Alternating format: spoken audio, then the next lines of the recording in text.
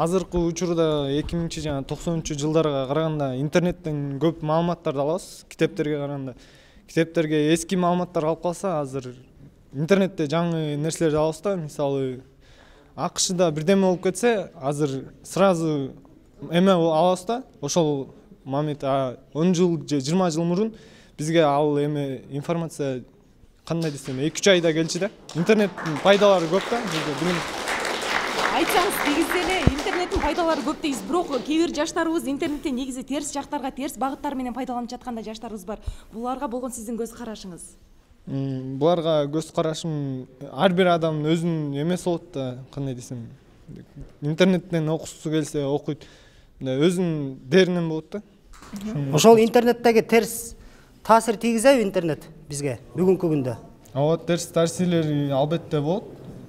Кандай таасирлери болот? Китептердин деле терс таасири бар, мисалы. Китептерде мисалы кандай терс таасирин аласың?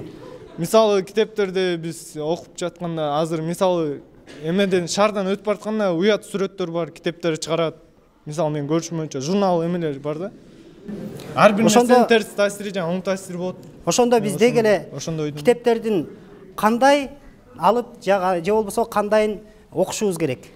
Биз китепти өзүбүзгө плюсун бере турган эме, биз өзүбүз билим ала турган, ал китептен керектүү нерселерди ала турган нерсени окушубуз керек деп ойлойм. Анткени баары керек дейт.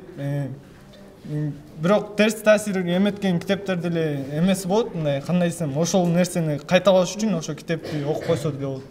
Ушул жигитке суроо бар да. Азыр баягы интернеттеги ошо авторлорун билесиңби? Тилекке каршы авторлорун билбейт экенмин. Жазгандар кыргызстандыктарбы же чет элдиктерби? Чет элдиктер деле бар. Тилекке каршы. Ошо интернет бетине баягы китептерди терс таасиринде көргөзүп жатабыз деп атпайбызбы мисалы? Ошолор канча пайызы? Кыргыздар негизи биз эл эмне дейт, эл эметпесин деп эле терс таасирин жазбаганга аракет кылып, биз интернеттен өзүбүздү туура алып жүргөнгө аракет кылабыз. А бирок жанакындай социалдык тармактарда мындай жаман комментарийлерди жазып эметкендер көп болот да. А бирок бүт видео жаман эмелерин баары ошо чет өлкөлөр жактан келет.